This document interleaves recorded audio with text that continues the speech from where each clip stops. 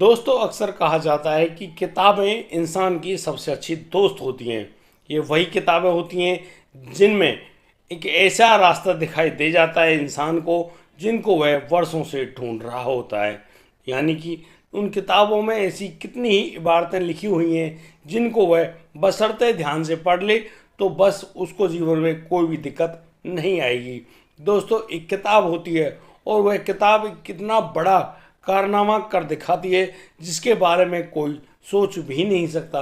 यानी कि एक पुलिसकर्मी जो पिछले 17 महीनों से लगातार एक कत्ल की गुत्थी को सुलझाने की कोशिश कर रहा होता है, वह चाहते हुए भी ना तो आरोपी को गिरफ्तार कर पा रहा है और ना ही उस बच्चे का कत्ल उससे उसके माता पिता को जोड़ पा रहा है। वह बहुत ज़्यादा परेशान है, दुखी है कि आखिर उस छोटे से बच्चे की हत्या किसने करी।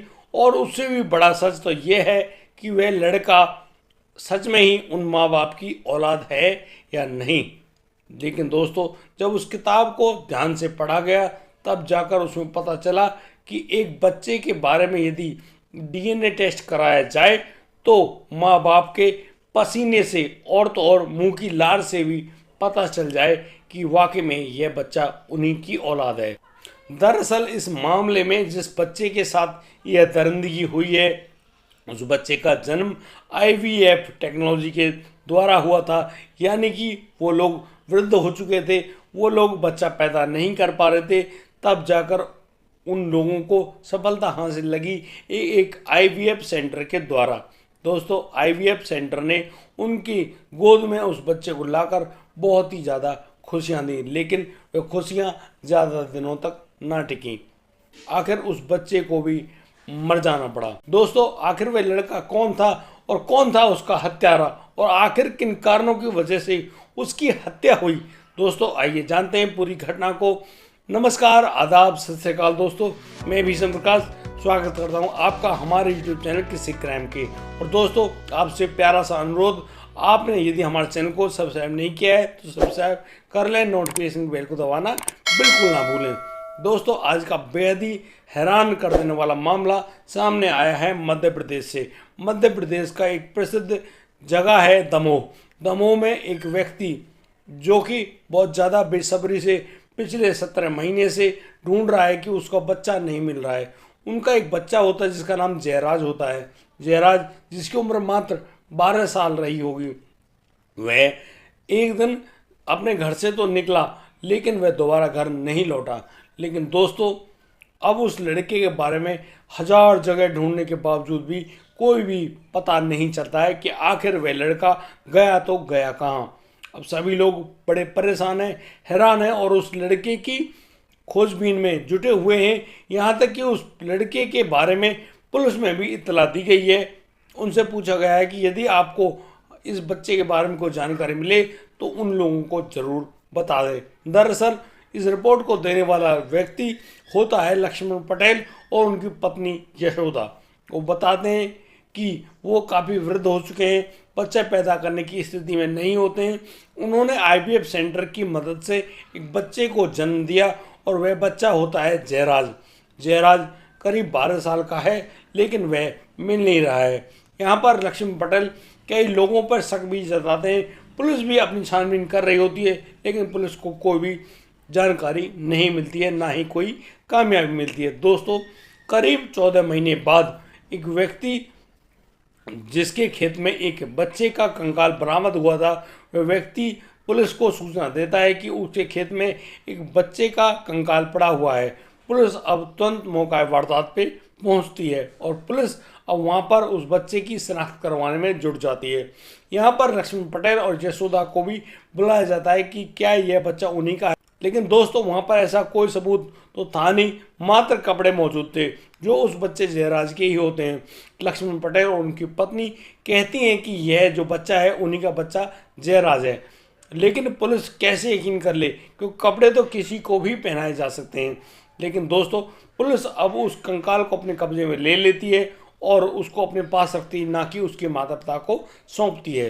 क्योंकि अभी तक पुलिस यह तय नहीं कर पाई थी कि यह उनका अपना ही बच्चा जयराज है या कोई और। अब पुलिस उन लक्ष्मण पटेल और यशोदा के साथ उस बच्चे के कंकाल से जो मिली हड्डियां हैं उनसे उसका डीएनए टेस्ट करवाती है। और दोस्तों, आपको ये जानकर हैरानी होगी कि वह डीएनए टेस्ट भी फेल हो जाता है, यानी कि उस डीएनए टेस्ट में ऐसा कोई भी डीएनए नहीं मिलता है जिससे उसके माता पिता होने के बारे में लक्ष्मण पटेल और यशोदा की कोई भी बात सामने निकल कर आए, यानी कि वह डीएनए टेस्ट फेल हो जाता है। अब पुलिस और भी ज़्यादा परेशान दुखी है कि हम इस बच्चे को इनका बच्चा कैसे घोषित करें, यानी कि अब ये लोग जिनका डीएनए टेस्ट उनके बच्चे से मैच ही नहीं हो रहा है, हम लोग कैसे मान लें कि यह बच्चा उन्हीं का है। यानी कि पुलिस के सामने बहुत बड़ा पेचीदा मामला बनकर उभरता है। अक्सर बहुत से लोग कहते हैं कि पुलिस क्या करती है।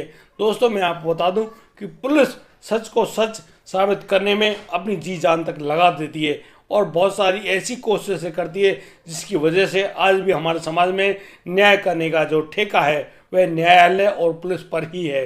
यानी कि पुलिस को हम चाहे कितना भी बदनाम करते हों, पुलिस अपना काम बहुत ही अच्छे ढंग से निपटाती है। हालांकि कुछ लोग ऐसे भी होते हैं जिन्होंने पुलिस की इस छवि को धूमिल कर रखा है। वो रिश्वत लेकर ऐसे मुख्य आरोपियों को रिहा कर देते हैं, छोड़ देते हैं, जो वाकई में उस पूरी घटना के जिम्मेदार होते हैं। दोस्तों, आइए आगे बढ़ते हैं।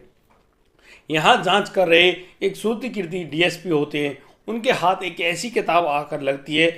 उस किताब में पता चलता है कि कई बार डीएनए टेस्ट फेल हो जाते हैं। उसमें सच में नहीं पता चलता है कि आखिर उनके जो माँ बाप हैं वो कौन है। तो इसी प्रकार से जब डीएनए टेस्ट फेल होता है तो यहाँ पर जो पसीना जो होता है व्यक्ति का पसीना और जो मुंह की लार है वो भी एक मुख्य सबूत के रूप में इस्तेमाल किए जा सकते हैं। उनसे भी डीएनए टेस्ट का पता लगाया जा सकता है। बस फिर क्या था, अब तो डीएसपी साहब उस जांच में जुटे हुए हैं और उस बच्चे की कंकाल से उस लक्ष्मण पटेल और यशोदा के जो लार होती है और पसीने के जो नमूने हैं वो इकट्ठे किए जाते हैं और फिर उनसे दोबारा एफएसएल में जांच की जाती है, यानी कि फॉरेंसिक साइंस जो लेबोरेटरी होती है वहाँ से उसके बारे में सही ढंग से नमूने चेक किए जाते हैं। तब जाकर पता चलता है कि ये जो बच्चा है जयराज, ये वाकई में इनका अपना बच्चा है। यानी कि तब जाकर पता चलता है लक्ष्मण पटेल को कि ये उनका अपना बच्चा जयराज ही है। अब जयराज तो नहीं है इस दुनिया में, लेकिन लक्ष्मण पटेल और वो जो यशोदा उनकी माँ है वो बताते हैं कि आईवीएफ सेंटर ने हमारे इस बच्चे को हमको हमारी गोद में दिया था, यानी कि उसी की कामयाबी की वजह से हम लोग माता पिता बन पाए। जब पुलिस आईवीएफ सेंटर में पूछताछ करने के लिए गई तो आईवीएफ सेंटर ने टका से जवाब देते हुए कहा कि हम लोग आईवीएफ तकनीक में इस्तेमाल हुए स्पर्म आदि के बारे में किसी को भी कोई जानकारी नहीं दे सकते, यानी कि आप लोगों की हम कोई भी मदद नहीं कर सकते। अब जब पुलिस ने जब पूरी गुत्थी सुलझा ली उस पसीने के नमूने से, तब जाकर उन माता पिता को उनके बच्चे की जो बची हुई हड्डियां हैं यानी कि कंकाल है, शव है, वह सौंपा। तब जाकर 14 महीने बाद लक्ष्मण पटेल और उनकी पत्नी यशोदा ने अपने बच्चों का अंतिम संस्कार करवाया। लेकिन दोस्तों, यहाँ पर बड़ी बात तो ये भी उभर कर आती है कि आखिर उस बच्चे की मौत का कारण और मुख्य आरोपी कौन है। दोस्तों, आप ये जानकर हैरान रह जाएंगे कि लक्ष्मण पटेल बताते हैं कि इस बच्चे को आखिरी बार इसके जो भाई है, जो रिश्ते में लगता है भाई है, उसके साथ देखा गया था। यह जो भाई है यह उसके दूसरे भाई का पोता है।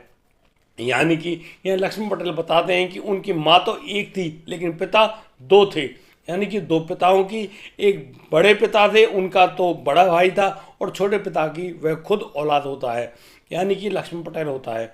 यहाँ पर जो बड़ा भाई है दशरथ पटेल, उसके तो एक औलाद होती है लेकिन लक्ष्मण पटेल की कोई भी बच्चा पैदा नहीं होता है। दोस्तों, इसी दौरान उसके लड़के के लड़का भी होता है और वह लड़का अक्सर इस निगाह में जुटा होता था कि बस अब तो समस्त जमीन जायदाद का वह अकेला अधिकारी होगा। लेकिन जब आईवीएफ तकनीक से लक्ष्मण पटेल को जयराज की प्राप्ति होती है तब जाकर वह सोचता है कि जयराज तो उसकी राह का कांटा बन गया है, उसको करोड़पति नहीं होने देगा। बस इसी जुगत में मानवेंद्र जुड़ जाता है और मानवेंद्र अब जयराज को एक दिन मोटरसाइकिल सिखाने के बहाने अपने साथ बिठाकर ले जाता है खेतों की ओर।